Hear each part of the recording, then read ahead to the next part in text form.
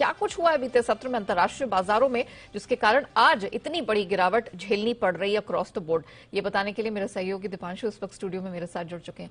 दीप, morning. मान के तो चल ही रहे थे कि एक तरफा तेजी है वो टिकेगी नहीं, बिल्कुल। कमोडिटी बाजार भी साथ साथ गिर गए, क्या हुआ है? थोड़े संकेत कल दोपहर को ही आ गए थे जब हमारे बाजार भी ट्रेड कर रहे थे, क्योंकि अमेरिकी फ्यूचर्स बहुत वॉलेटाइल हो गए थे। अमेरिका की बॉन्ड यील्ड ऊपर जा रही थी, कल ये आपने भी हाईलाइट करा था, और वहीं से हम देख रहे हैं कि परेशानी आई है। तो जो ये 2 दिनों की तेजी थी, एक रिबाउंड, एक रिलीफ रैली एक तरह से कह सकते हैं, वो कल लड़खड़ाती हुई दिखी है। वैसे अगर आप देखेंगे तो डाउ पर ज्यादा गिरावट नहीं है, 100 अंक ही नीचे है, बट अक्रॉस मार्केट्स देखिए क्या हो रहा है। एक तो ग्लोबल मार्केट्स में वापस आप दबाव देख रहे हैं, आज सुबह एशिया की स्क्रीन और अमेरिकी फ्यूचर्स वही रिफ्लेक्ट कर रहे हैं।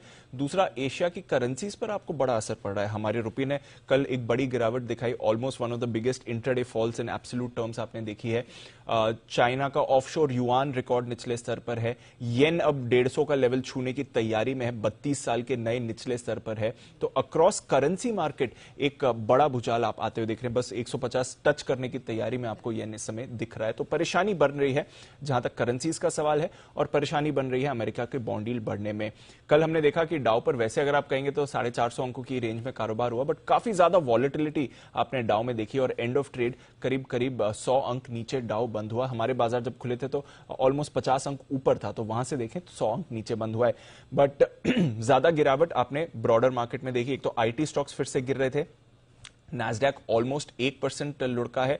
रसल 2000 देखिए 0.25% गिरा है रसल 2000। तो जो स्मॉल कैप है, ब्रॉडर मार्केट्स हैं, छोटे मझोले शेयर्स हैं, वहां पर ज्यादा गिरावट आपने आती हुई देखी, और असर बॉन्ड यील्ड के बढ़ने से ही आ रहा है। जो इनकी 10 साल की बॉन्ड यील्ड है वो 4.1% के पार है, 4.15 पर आपको इस समय दिख रही है।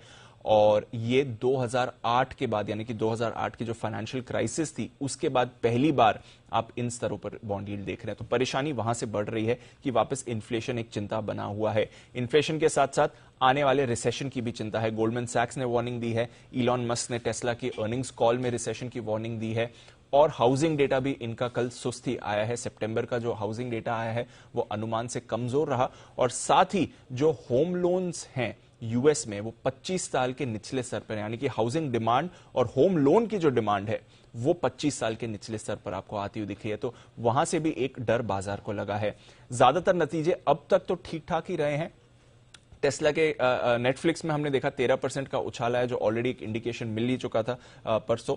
उसके बाद टेस्ला के कल नतीजे है, स्टॉक मार्केट ट्रेडिंग में तो पॉजिटिव था, बट पोस्ट मार्केट में करीब 6.5% लुढ़का है। आईबीएम के नतीजे अनुमान से बेहतर आए, कंपनी ने गाइडेंस बढ़ाई है, तो थोड़ा मिला जुला फ्रंट मिल रहा है नतीजों पर। ज्यादातर नतीजे ठीक ठाक ही रहे हैं अभी, बट देखना पड़ेगा आगे जाकर कैसा रिएक्शन यहां पर आपको आते हुए दिख सकता है। यूरोप की बात करें तो हल्की गिरावट थी यूरोप के बाजार में, उतना ज्यादा एक्शन आपने नहीं देखा, पर हाँ डॉलर इंडेक्स में भी अब वापस आप मजबूती देख रहे हैं। कल भी जब हमारे बाजार बंद हो रहे थे तो थोड़ा थोड़ा डॉलर इंडेक्स ऊपर जा रहा था, 112 के पार लेवल्स होल्ड कर रहा है, 113 पर अब आपको आते हुए दिख रहा है, और साथ ही आप देख रहे हैं कि बाकी करेंसीज पर भी दबाव बन रहा है। तो इसकी वजह से कमोडिटीज पर भी कल प्रेशर बना है। सोना ओवरनाइट $20 आपको लुढ़कते हुए दिखा है, 3 हफ्ते के निचले स्तर पर सोना आ गया है। चांदी पर आप दबाव बनते हुए देख रहे हैं। कच्चा तेल हालांकि कल जरूर ऊपर गया था, करीब 2% ऊपर गया था कच्चा तेल, फिलहाल $92 पर दिख रहा है। अमेरिका की जो भंडार है उसमें उम्मीद से ज्यादा की गिरावट आपने देखी है, और बेस मेटल्स पर तो दबाव बना हुआ है। तो कमोडिटी मार्केट थोड़ा उतार चढ़ाव यहां पर बन रहा है। करेंसी मार्केट पर रखें नजर, अमेरिका की बॉन्ड यील्ड पर रखें नजर, और उससे जो इक्विटीज पर इंपैक्ट आ रहा है वो काफी कंसर्निंग हो सकता है। 100 पॉइंट नीचे एसजीएक्स इस समय ट्रेड कर रहा है। इनफैक्ट एग्री स्पेस में भी हमने देखा कॉटन, रबर सब मल्टी ईयर मल्टी मंथ लोज पर ट्रेड कर रहे हैं। तो खैर उसकी डिटेल्स तो दिन के दौरान हम लाएंगे। बहरहाल शुक्रिया आपका दीपांशु, वो पूरी डिटेल दर्शकों के सामने रखने के लिए।